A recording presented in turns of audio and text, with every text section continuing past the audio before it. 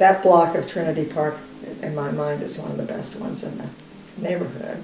And this house, I just felt it fit me. It was one of my favorite places I ever lived.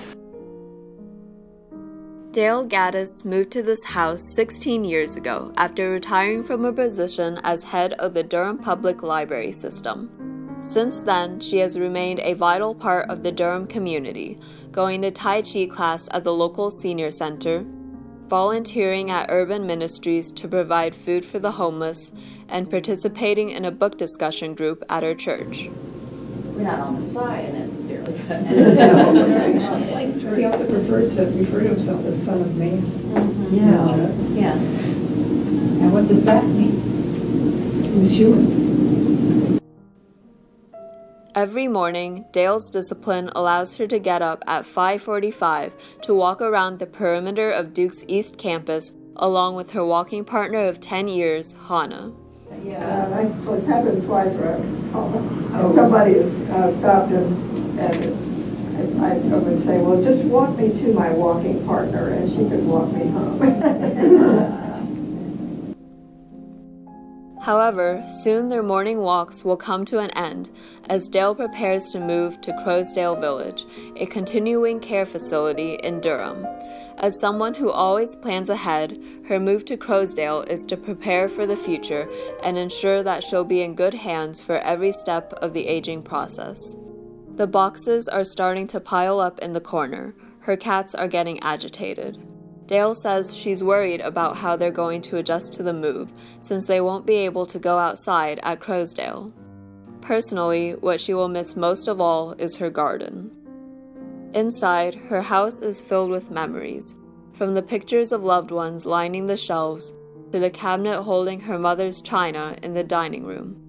Dale still has a lot to pack, but luckily, her daughter Leslie is there to help out.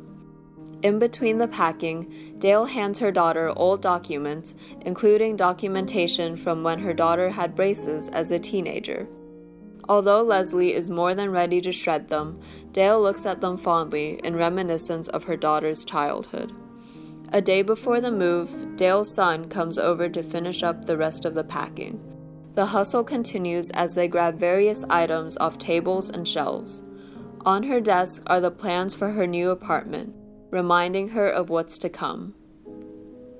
The moving crew gets there the next morning at 8:30 a.m. The movers work with astonishing speed. In just a few hours, they cocoon all the furniture in saran wrap and move it out. Very soon, the house is empty. Dale grabs her purse and heads for the door. As we get into the car, she smiles at me. Finally, we arrive at her new home, where we are met by Crowsdale's moving coordinator. We walk down the long white halls of Crowsdale to arrive in front of her new apartment. This is where Dale will embark on the next chapter of her life. The next time I see her, Dale and her cats seem to be settling into their new place. She invites some of her friends, both old and new, to dinner, from the couple down the hall from her to a colleague when she worked at the library. In the dining hall, they also run into other familiar faces, including her children's former piano teacher. Later that evening, she finds time to attend a show put on by Crowsdale resident and storyteller Ron Jones, who is also one of Dale's close friends from her library days. The way she walked down the halls after the show was with a confidence that said she belonged there. However, her work was not yet done. She returned to her old house a couple weeks later to help her daughter move into it. This way, Dale could still come back frequently to see the house and the garden. She said that more than anything, she was excited to see what Leslie would do with it. Dale also returned to the neighborhood to participate in a knitting club with people from her church. They were working out of a book called Nativity so that they could make a knitted nativity scene for one of their pastors who was retiring. Within an hour after the first stitches had gone onto the needle, she had already made substantial progress on what would become the body of Mary. Recently, Dale celebrated her 75th birthday. She got to spend it with her 2 children, who were there to split the check, and her 2 beautiful grandchildren.